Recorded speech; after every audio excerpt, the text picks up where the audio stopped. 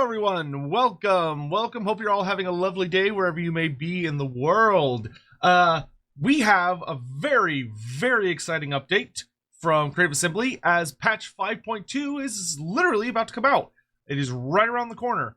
So they have gone ahead and put out a news blog, essentially a dev blog about it, just detailing some of the things that are in it. Not everything, but some things that are in it. And I wanted to go ahead and sit down and just go through the article with you guys. I wanted to do it earlier this morning, but by the time they released it, it was already hot because it is hell on earth right now where I live and extremely hot. So I am trying to avoid being in my office as much as possible, but it's starting to kind of finally cool off a bit for the day. So we're in here recording this right now. So without further ado, let's jump into it. So we have, hi everyone, I'm Mitchell Hestede, design director on Total War Warhammer 3, and today I wanted to share with you some things I've been working on.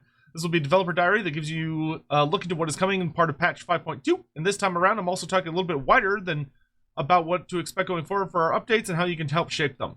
For a bit of backstory, when I think back to the very first DLC we ever made for Total War Warhammer Trilogy, Call of the Beastmen, there was a moment where Rich and I discussed adding the moon cycle mechanic to the race, which is an awesome mechanic that has actually held to the test of time surprisingly well.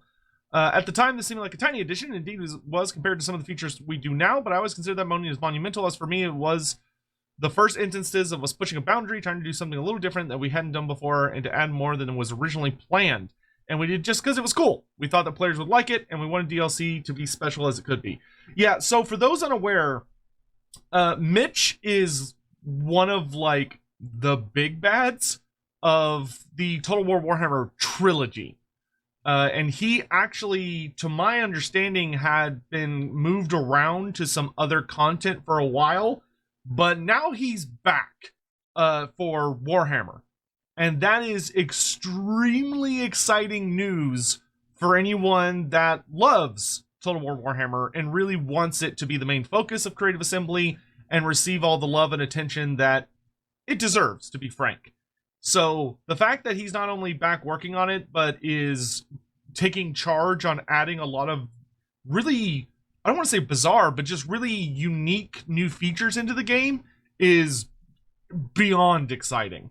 So I think it's that moment that's set upon trying to do more for new content, to keep pushing our own expectations for what new content the game could be, to be on the lookout for what special idea we could do. I really do believe that it's that precedent, the creative mindset for what got us here now, and the absolute insane scale of the content we already have. This way of working to always be pushing, but over the years we've tried a lot of new things, some that didn't work so great, others that were a massive success, but all the while our content was growing in scope and complexity and we were learning. This, you will all know by now, has had a few effects. I think our content has gotten better over time, which is fantastic. This improvement has meant that the content we've created in the past has grown more outdated as time has passed, either because it was made without the knowledge, lessons, technology we have now. This is where your and our desire for the old content to be reworked or updated comes from. Not failure, but progress and success. It's something we've been cognizant of for a long time, hence many of our reworks and updates, and it's something we want to continue to do going forward. I think it's a blessing to be able to have such a vivid view of how you as a designer and as a team have improved in your craft over the better part of a decade, but of course, that does mean we have some work to do. So let's talk about that work. Updates going forward. You will have heard about the what's next, so obviously we watched that video a little while back where they shared that they revealed the Khorne Greenskin Ogre DLC, and they also talked about that they were going to be having some major updates going forward, being the cult rework was the big one that they talked about for 5.2. So this basically says that we're going to be tackling things that we're less likely to do in DLCs. As you will have gleaned from my intro, this means mostly things like updating older features, or sometimes even updating entire races, but primarily focused on areas of the game that we recognize haven't been priorities or in the past, or were likely to be priorities in the future. It's also extremely important for us that we're reacting to what you want, particularly when looking to update older content. More on that in a bit. Alongside updating older content, I also want to make sure that each update that we're providing something new. Sometimes that will be something really small, or in the case of patch 5.2, something a bit bigger, as you'll see here soon. But for every release, I hope we can provide you a fresh experience in some way. It's also important to note that these aren't DLC level additions or changes, and while we have people dedicated to these updates, including me, the wider team is focusing on DLCs that make these updates possible.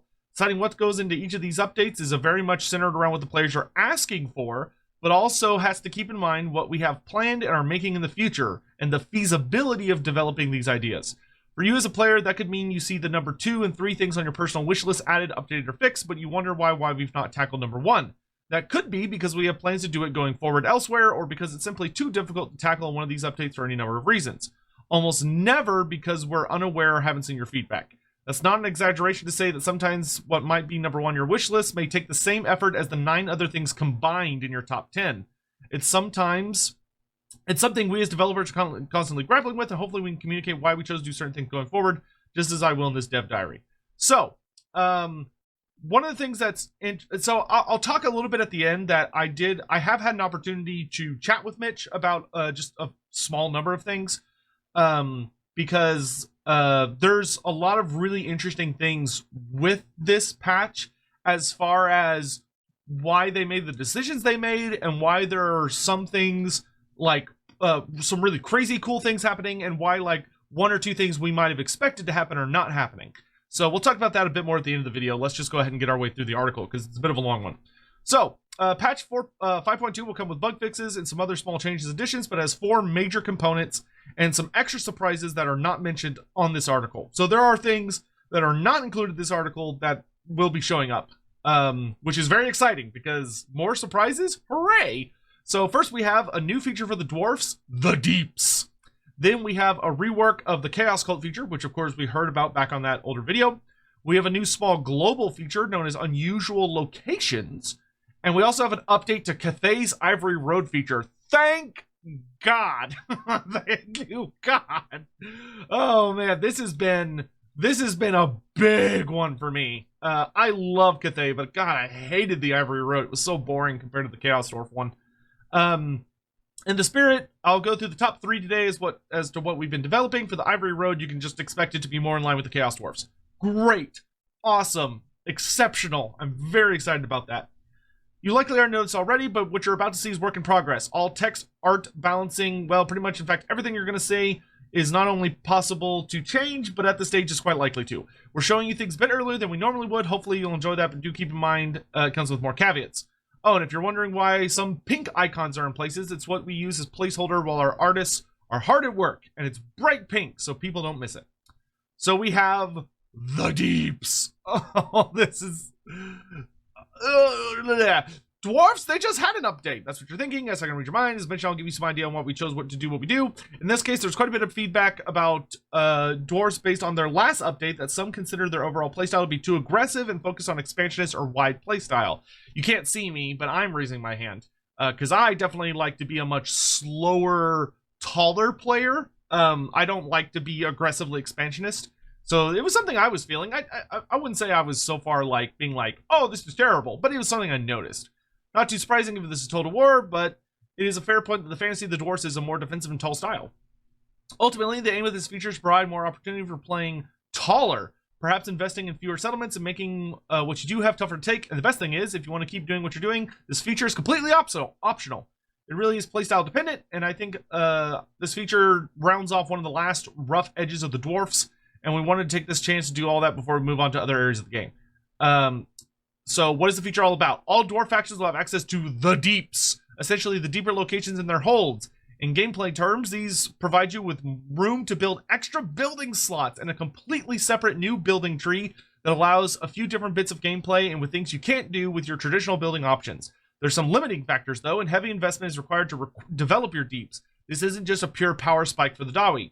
You'll gain access to the DEEPS in any settlement you own by constructing the Great Gate, the entrance that links to the surface world with the DEEPS. It's important to note, though, digging to such depths is costly and time-consuming. You're going to need permission from the High King to be expending such resources, and you'll need to develop your existing deep locations before you expand to more. Belagar and Thorgrim have a small bonus in this regard, though. Belagar, because he's already received permission to go reconquer the Karakate Peaks, and Thorgrim, because he's the High King, of course. So, oh my god, I fucking love this so much! So here, we can already see some really cool, interesting stuff. So here we can see it requires a 2 population surplus, costs 10,000 gold, and costs 1, the pink, I believe, is the new High King resource thingamajigger. So, like, that is a substantial investment to make one of these great gates. Just immediately. Like that is hefty.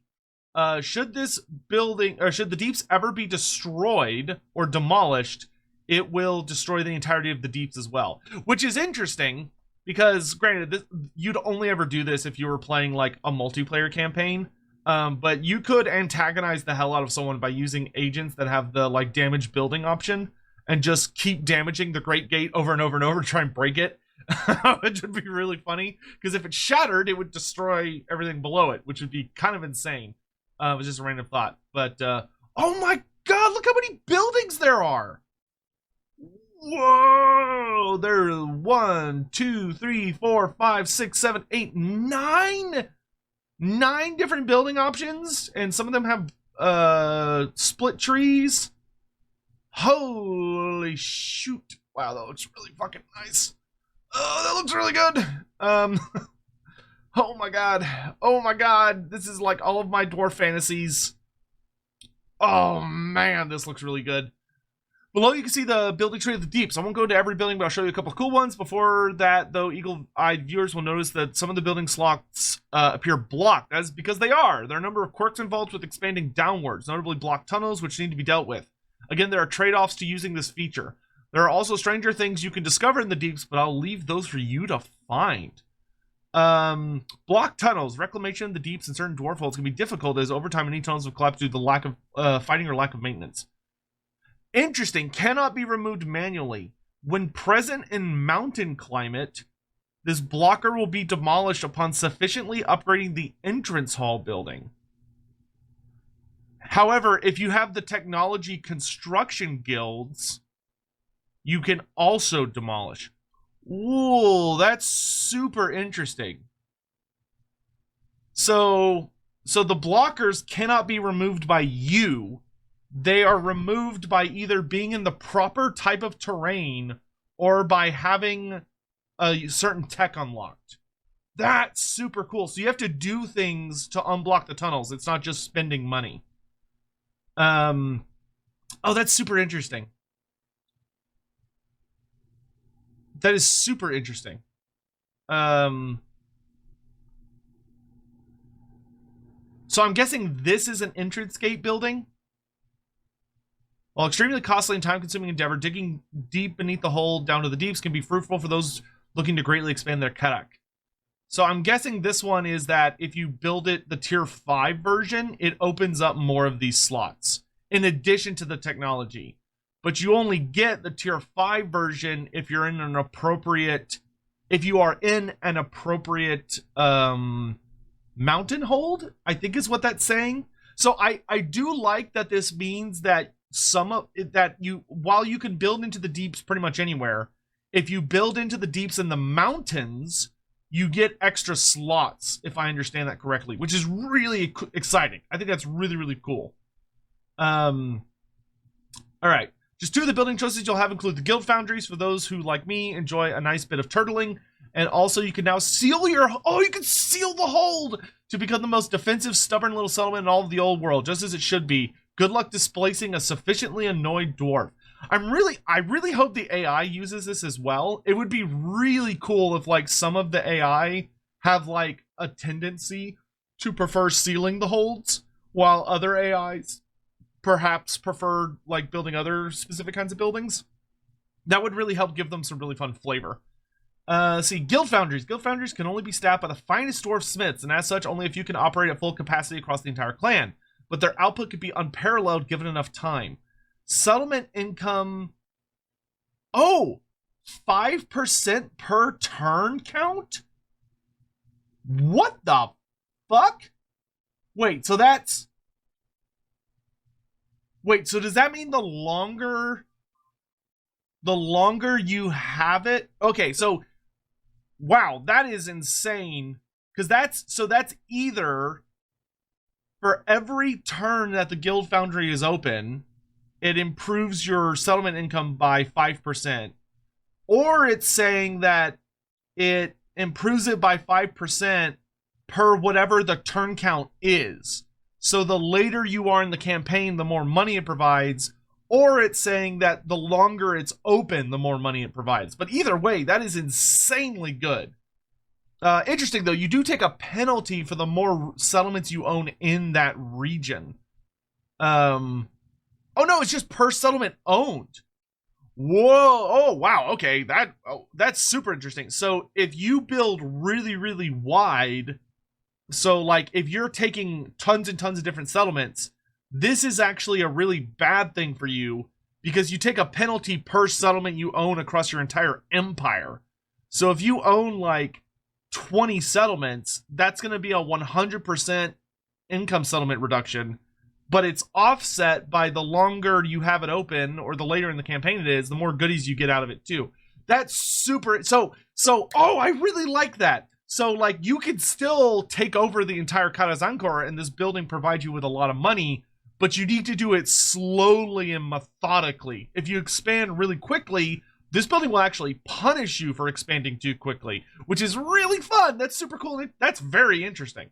20 oath gold per turn. That's a lot. 10% research rate and minus 20% recruitment costs. Hell yeah, that's fucking sick. Seal the hold. If under great threat or annoyed sufficiently by the surface world, the dwarf holds can be sealed to the outside, much to the dismay of those looking to do business. All armies in the region become immune to siege attrition. You get 500 defensive supplies automatically. Enemy heroes get minus 100% success chance. Holy shit. Just shut down those assassination attempts. Plus 50% ammo during all defensive siege battles. Minus 100 growth. Oh boy. Minus 5 diplomacy with all factions. Minus 10 diplomacy with all dwarfs as you've sealed yourself away. If you have 5 or fewer settlements, gain another 500 defensive supplies. Gain 50% additional ammo, so that'd be 100% ammo during defensive siege. Plus 10 leadership when under siege. And gain 2 iron breakers to your garrison. Whoo, boy. Man, plus 10 leadership on dwarfs? They're like borderline unbreakable at that point. Oh, wow. Okay, that's really, really cool. That's bad. I'm curious how long that building will take. I really hope Seal the Hold is like 1 turn. That should be a really, really fast building to make because it comes with some pretty significant penalties and is more like reactionary. So hopefully that's like 1 turn. That should be a fast building. I'll leave that as the top level overview of the deeps. Be sure to go look more details in the patch notes. Oh my god. I am elated about this feature. Dwarfs feel done. Like mechanics wise, dwarves feel so good. I mean, the only possible thing I can still think of is like I could see someone arguing that it maybe there should be like some more unique campaign character exclusive campaign features for like Thorgrim, Ungrim, and Belagar, but the fact that Thorgrim and Belagar specialize into this really gives them a significant lead, which is really sexy, and kind of gives them a unique mechanic, which is really nice. Like, oh boy, like dwarves are feeling pretty good. They're feeling pretty good. Like, I mean, I still think dwarves could use one last DLC for some DLC content, but like, oh man, like feature wise, I would be hard pressed to really like be like, oh, they're like missing things. Like, I mean, there's always more to add if you want, but like, goddamn, this is awesome. Cult reworks. Okay, I'm really curious about this because cults right now are terrible. They are so bad. I've been really interested to hear about this since that video came out. We just saw something new with the Deeps feature. As I mentioned earlier, we're looking both to add and update where possible. So next up, we'll talk about the rework of the Chaos Cults features coming in patch 5.2. Worth noting before jumping in that this will apply to all 4 of the Chaos Gods who utilize cults. So this will not be exclusive to just one monogod faction. I will say, I do hope, like, I don't know if it would take a DLC or if it would fall under what Mitch is doing, but I really hope that someday we get like a big overhaul of the Demons of Chaos, where like we move Be'lakor over there. I feel like the Demons of Chaos should probably have cults to really let them lean into the whole like being a demon faction. But I don't know. Like, can you have cults for? Maybe not. I don't know. Maybe not. But anyway, let's move on. Why Chaos Cults? Well, we've seen a lot of feedback on the cults since their inception of the base game, and in truth, they were never good. Things I'd highlight as cornerstones of the issues: very little availability, the interactivity is terrible, and the usefulness is also bad. Let's go through all of those.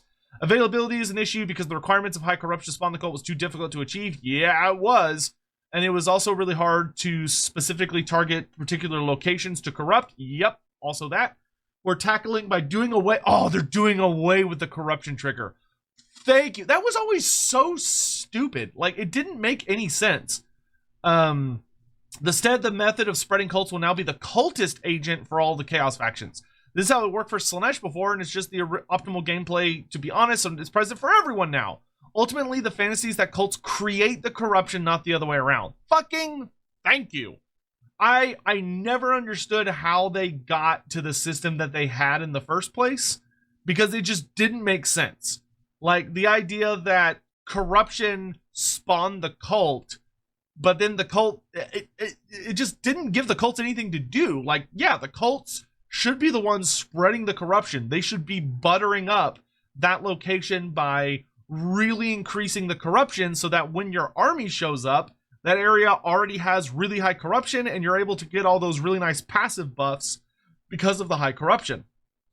You'll see all cultists now have the established Chaos Cult agent action, but there's also something extra. The Cult Magus?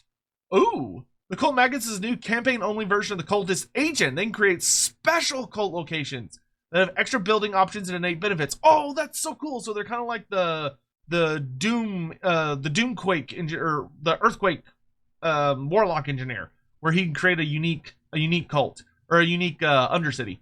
Like all other campaign-only agents, they'll disappear when using their agent actions. You can imagine the Cult Magus is now managing the cult he's established, so you can't reuse them. You'll get a new Cult Magus from establishing and sufficiently developing standard Chaos cults. That sounds so cool! Oh my god, I love that so much. Also, it's really nice that this also just gives the cultists more to do. Like, it makes them so much more useful as regular agents. One of my biggest issues with Warhammer, with the Warhammer trilogy as the games got longer or further and further, is that Creative Assembly seemed to, like, they took heroes back in the original Warhammer 1 had a very strong leaning into you could make them like really good agents, or you could make them really good battle characters. And as the series has continued, they've blurred the lines so much, but I think they've overdone it in my opinion, they really overdid it, where now it feels like you're essentially kind of like punished for using your characters like agents as opposed to always putting them in your armies, because they just don't have that many blue skills. There's so few blue skills compared to like other Total War games and even earlier Total War Warhammer games, where like your agents could do a lot of really interesting things. Like, I miss the days when you could deploy an agent in a region, and like if you deployed a wizard character, they could cause the winds of magic to have like a higher chance of increasing because they were like channeling the winds of magic into that province. That would, like, I would love to see that return as a feature. Like, just giving characters or heroes more things to do outside of just being in an army would be so nice. And like the fact that all cultists can establish cults, that's great. I love that. You know, now they're like how the Vampire Coast captains, the hero vampire can run around establishing the pirate coves. Though pirate coves, I hope get expanded on as a feature in the future. I really hope that. Oh, good. Oh, they're detectable. Yes, I was gonna say. I hope they're detectable though, because otherwise this is gonna be like, I really dislike when they can't be detected, because then they just become boring as a feature. The design for the interactivity level of cults clearly erred on the side of passiveness at release. Spotting them was largely out of your hands, and once established, not much could be done to dislodge them. We flipped that on its head to make them more interactable, both when using them and indeed when they're used against you.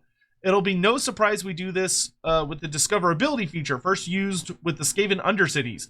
Essentially, building more makes you more discoverable to the region owner, and with certain buildings making you more or less discoverable, some revealing you instantly and others simply destroying the cult.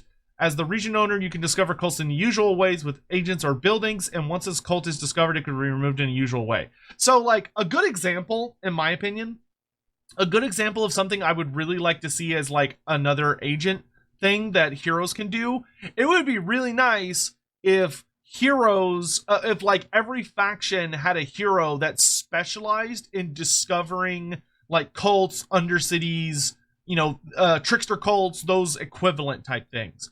So, for instance, imagine if the Empire Witch Hunter had, like, a unique blue skill where it's like, oh, he adds, like, another 10 points to discoverability at level 1.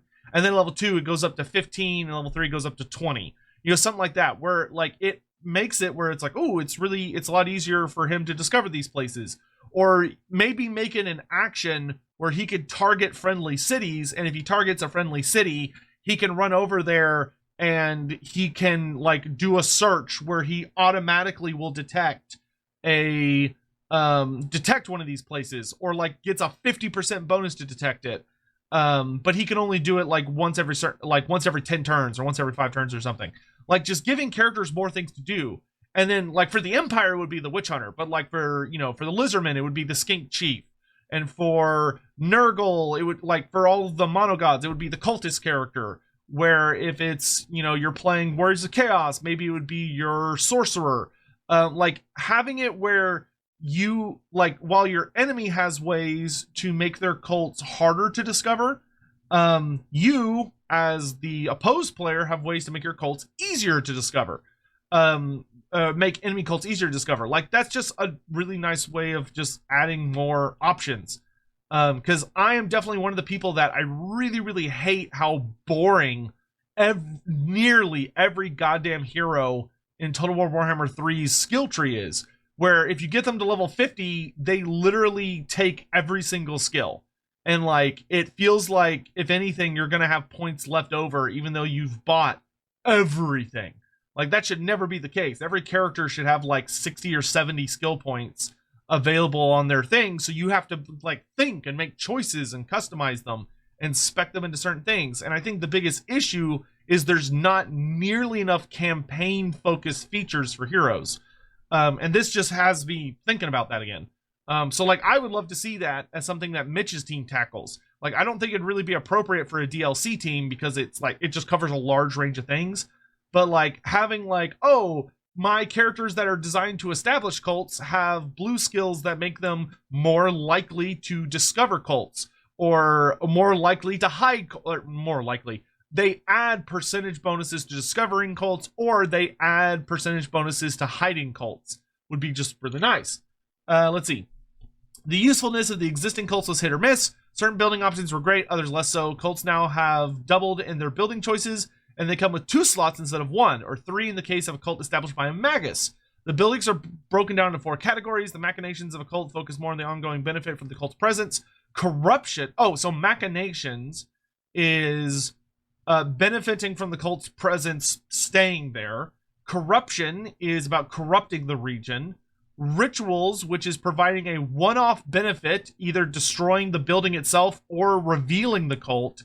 And then the Magus unique buildings, which come with a ritual that is stronger than all the others, and the Magus chamber, which helps hide your cults.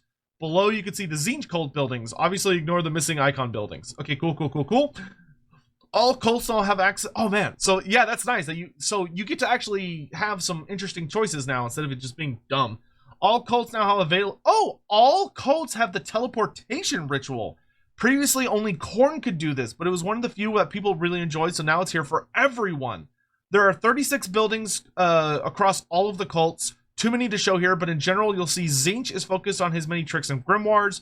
Khorne is focused on war, killing, and skulls. Slaanesh is focused on seduction, of course, and Nurgle is focused on plagues and how to benefit more from them. Some examples are included down below. So we have the Ritual of Summoning, which instantly teleports your faction leader to the settlement. The cult is immediately destroyed. This can only be used in one cult at a time. Okay, that's awesome. So regardless of what character... Oh, that's so nice. So, like, it's like, oh, I want to play... Oh, wow, that's actually really interesting. So, like, if you're like, oh, man, I'm playing Tarmakon and I really want to go to Nuln, but I don't want to like slog all the way there. You could just send a cultist all the way down to Nuln to establish a cult, and then summon Tamarkand to Nuln, which would be terrifying. That's really, really cool. I love that. And you could do that with all the factions now. Intricate Preparations is a Machinations building. So this costs 20 grimoires per turn and increases your discoverability by 200. Oh my god. So like you're gonna be discovered. However, all changings of the ways are reduced by 80%. Holy shit. That is really powerful. Wow, that's really powerful. Okay, so yeah, so you're gonna get discovered and probably destroyed immediately. However, you're gonna get at least one juicy turn out of being able to just fuck with people. That is super good for Tzeentch. That is amazing for Tzeentch. Ritual of Blood. So this is a Khorne ritual. War is declared on a random faction? What? Oh, instantly heal all units faction wide. That's sick. That is so fun for Khorne. So you're randomly going to be at war with somebody. You don't know who, but somebody. But you instantly heal everyone in your faction. That is fun. Wow, Scarbrand is going to love this. I'm curious how this will synergize with the likes of Skulltaker and hopefully Arbol. But that's really fun. I like that a lot. And then Ritual of Excess. You can never have too much, and there's no such thing as enough. Settlement owner immediately gains 200 seductive influence. Wow, that's quite a bit, actually. I think you need 1,000 to forcefully vassalize someone, I think. However, the region owner instantly gains 5,000 income. Oh, that's really clever. Okay, I like that. So you give the faction that you're manipulating gains 5,000 gold, which is a lot. But they also gain 200 seductive influence. That's really, really fun. This is also hilarious if you're doing a co-op campaign and one of you is playing Slaanesh, because you could just be like, hey, I'm just going to give you 5,000 gold through a cult. That's in your territory. That's a brief overview. Wow, this is really good. I'm super excited to play around with this. Man, there's going to be so much new content to explore. What is unusual... What is this? Unusual locations. This last feature is something small, something a bit different, unlike anything we've done before in the game. This one has spoilers. Okay, what is it? I'm a huge fan of World. Ooh. Oh, Mitch, what are you saying to me? Mitch, what are you saying to me? You're speaking a language that I love. Especially if the lores versus Warhammer does, and from a gameplay perspective, I always wanted to make the world feel a bit more alive. Hopefully, this is going to start doing things. With the addition of this feature, there are now various unique and perhaps strange locations that can appear on your settlements. Some are cults or orders or something entirely different. None of them linked to existing factions. They'll situate themselves at your settlement as a building at various points throughout your campaign, and all come with effects, and in many cases trade-offs, events, traits, items, or other... What the fuck? Oh my god! They're like landmarks, but they bring interactivity, uniqueness, and flavor. Whoa! Blah, blah, blah. Certain instances of the unusual collections only appear in certain places. Others can appear in many different places, and you'll be able to remove them if you want, much like other unwanted visitors. There are currently 20 in the game, and I'd like to add more going forward, as this batch is mostly focused on the old world and the races therein. Oh my god! I'll leave you with two simpler examples so you have a rough idea of what to expect. In the first example, you discovered the grave of a Grail Knight, well kept and providing some relief of corruption in the nearby area. Those who visit pay their respects to the may gain a unique trait. Oh, this is so fucking fun. The second example sees you having to make a decision as one involved in the politics of the Empire. This cult clearly offers benefits if you're willing to manage its corrupting influence. The Grail Knight grave. Here lies one of the virtuous few who quested long for the Grail of the Lady's blessed at the Lady's blessed behest. Gather here and partake of his goodness. +2 to control, -2 corruption adjacent provinces, -5 corruption in this province. If you have 75 or higher control, you have a chance for characters in this region to gain a trait associated. And it provides Grail Relic and Grail Knight. What the fuck? That is so cool! Oh my god! Oh, I hope this is an Uberstrike. So there's if you play Warhammer Fantasy Roleplay 4th Edition, there's a storyline about a Grail Knight or a Grail Chapel that's in Ubersreich, that plays into one of the little mini stories you can do if you happen to be in that area. And this is so perfect for that. The fact that you get a Grail relic, so it's this Grail Knight's grave. But I love the idea that, like, if the city is attacked, the peasants that are worshiping at this grave are like, we have to get the knight. He has to defend the city. So they go, like, dig this guy up, get him on his dead horse, and are like, go defend the city. But the fact that you get a unit of Grail Knights is fucking insane. This is amazing. I love this. And the fact that you can get a trait just for being in that region if the control is high enough. Like, so it's like for those that haven't played Bretonnia, Bretonian characters, if you're in a settlement with a Grail, the Grail buildings tree, so like the one that gives you damsels and stuff, you can get like a really nice trait for like praying essentially at the Grail Chapel. So the fact that this kind of offers that for other factions is really fun. The Grand Illuminator's the Cult of Illumination, that's not good, that's a bad cult. Through heinous acts of worship, the influential gamble their souls with the dark gods for further power, riches, and fame. This is an Altdorf? Oh, no. 10% chance per turn of increasing the fealty of a random elector count. Also gain 10 prestige per turn. However, gain 10 chaos corruption in the local region. If the chaos corruption gets above 50, you get more chaos corruption per turn, but you get 20 prestige per turn. Holy shit, that's hilarious. So if you're playing as the Empire and you get this, then you're like, oh, I could really use all that. Or actually, so that's really just for characters participating in the Elector count system. So like if you're in the Empire itself, you're like, being able to make the Elector counts more loyal to me without having to actually do anything is really, really nice.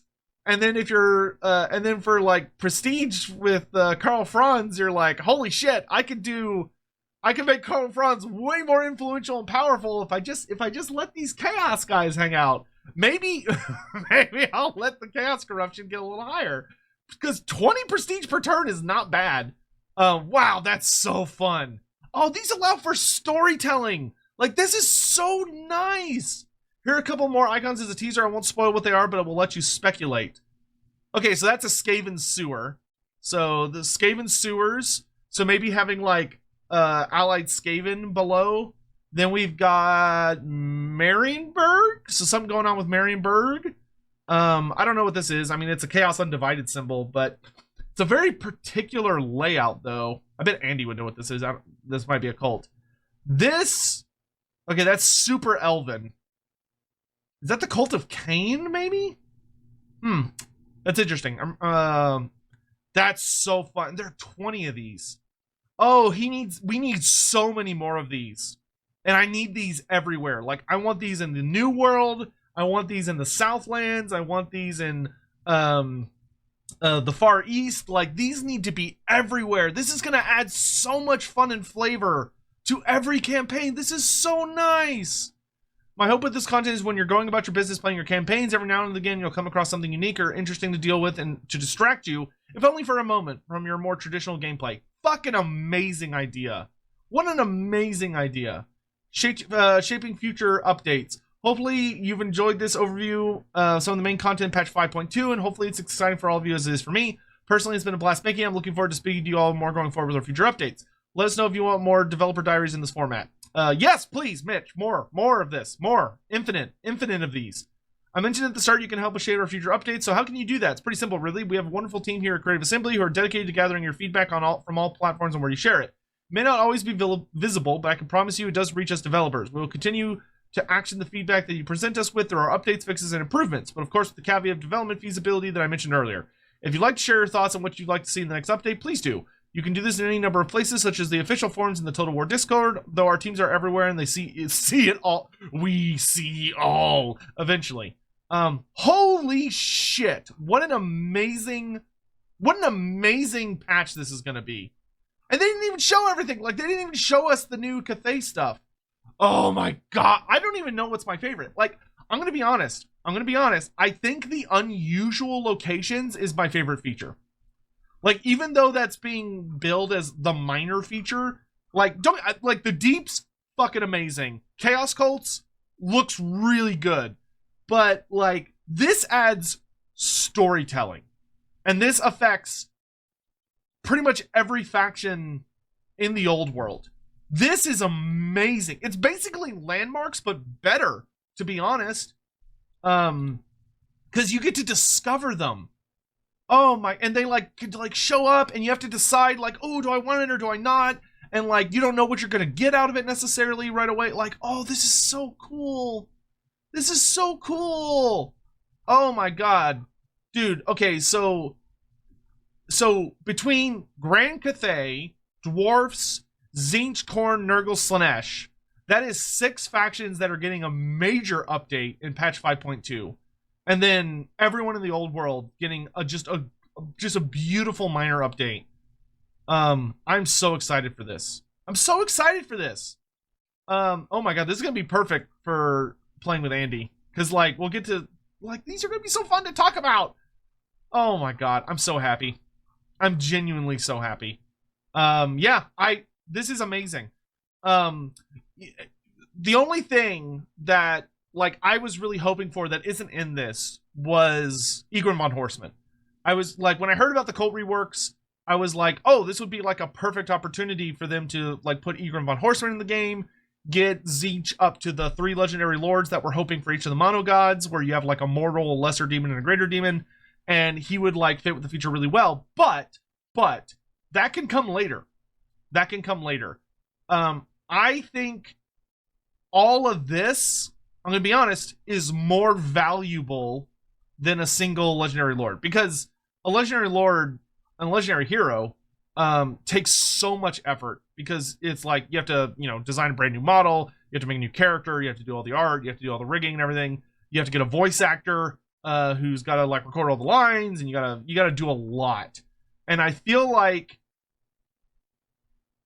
we're getting an amazing bang for our buck with this.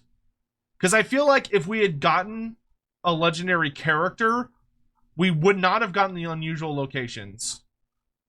And I feel one of these features wouldn't have made it either. I feel we wouldn't have gotten the dwarf stuff. If this had been Chaos Cults, Rework, and Egron versus Chaos Cults, the DEEPS, unusual locations, Cathay, Ivory Road, and apparently several other things that are not included in this article. I would be really... I kind of want to do a separate video on it, but talk about it as well. But amazing. Fucking amazing. I don't... No notes. Amazing. I cannot wait for this to come out. Oh my god. I don't even know what campaign I'm going to play.